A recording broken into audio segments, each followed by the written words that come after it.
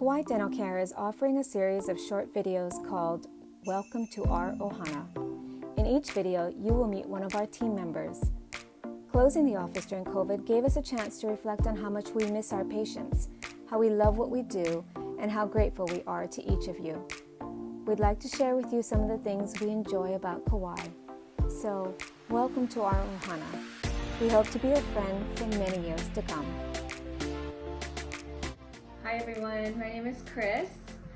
I work at the front office, and some of you may not have seen me because I also do some of the behind the scenes work like the HR, bookkeeping, marketing, IT, whatever the office needs to basically keep running. So I am going to be showing you how to cook this veki ula. Alan caught this yesterday and cleaned it for me. He likes to fish, and so it's usually my job to cook the fish. So I'm going to show you how to do the veki ula Chinese style, and this is a recipe that my mom taught me, and she learned it from my popo, my grandmother, on Oahu. So hopefully it turns out. We do Chinese style a lot when we cook fish here. I'll pick up a salmon from Costco, just some salmon in a tray, or you can do really papillo. Any fish can be done this style. You can either poach it or steam it. Today I'm going to poach it. I'm going to show you how to do that. So the ingredients, super simple. I just have some ginger, which I shredded up kind of in slices, green onions, cilantro, peanut oil, but you can also use vegetable oil. And then I like to use this sweet soy sauce, but you can use any shoyu to cook this Chinese style fish. So this is the veki ula, and it's been cleaned and scaled. And I'm going to take it over to the stove. I already put my fish pot on the stove and it's boiling. And I do want to let you know, let's walk over to the stove real quick, that in this poaching pan, this fish poaching pan, I've already put in, I season it actually, and this is kind of a little secret. I do put in some just sliced ginger, and I also put in chicken bouillon. You can do any kind of bouillon cubes. It just flavors the fish, and the ginger, my mom told me, kind of makes the fish tender. So this is on boiling, it's supposed to be boiling. And hopefully this fish fits. It's a pretty nice sized fish.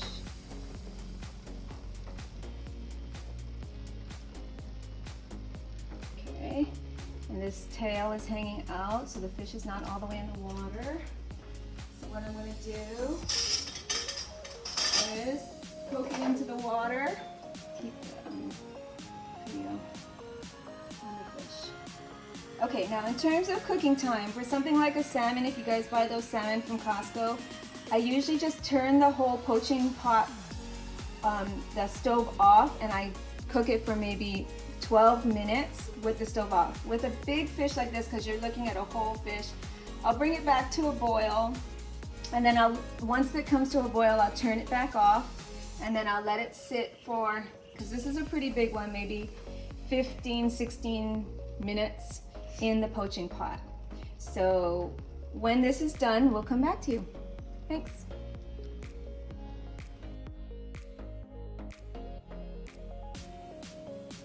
Okay, so the fish, the veki ula, has been in the pot for about 18 minutes. I kind of tested it for flakiness, so I'm going to take it out of the pot. And at the same time, I do want to show you, I have been heating up some peanut oil. That's what's going to go on top of the fish, and I'll show you when I put that on. But again, you can use vegetable oil if you'd like. So this fish pot actually has handles that you can grab, and it's supposed to drain it, but because this fish was so big, I have to actually use these spatulas to pull it out, and hopefully it comes out. You can see that the fish is already flaking.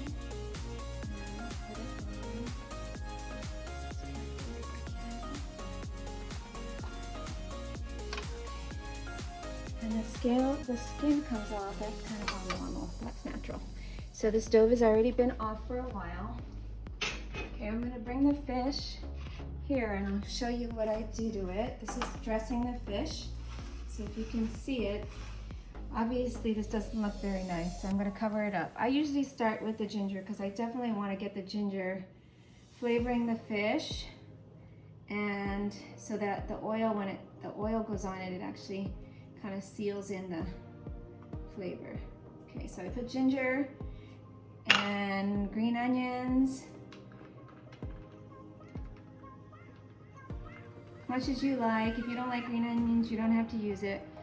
I also love cilantro, but my mom doesn't use cilantro, so it's totally up to you. Put that all in. Okay, and then covers up this skin that kind of came off.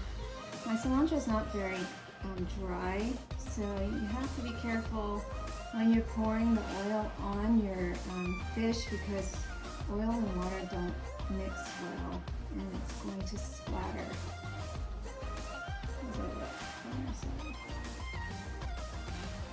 love cilantro, so anyway, a lot of cilantro. Okay, we already used the peanut oil. Now this is a sweet soy, and I drizzle it on before I do the oil so that we can seal everything together. Kind of a lot, but it's up to you what flavor you like. Now, here's one thing. You can tell that this oil is ready two ways, obviously because it's smoking, but also, this was a secret my mom just taught me this year. Use a chopstick, a wooden chopstick, and when you put your chopstick into the oil, you can see it sizzling. That's how you know your oil is ready. It's hot enough to be poured onto the fish. Now in this case, because my cilantro is wet, I always kind of use my dish towel so that I'm not going to burn myself. And then with the rice pot, you gotta have rice with Chinese style fish.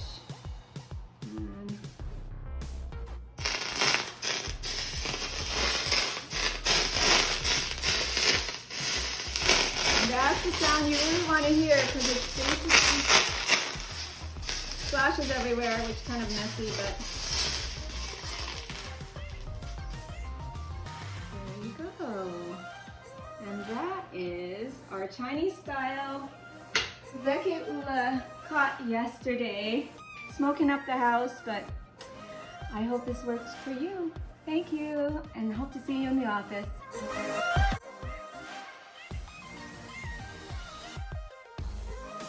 We hope you enjoyed this video. Please subscribe so that you can meet all of the KDC team.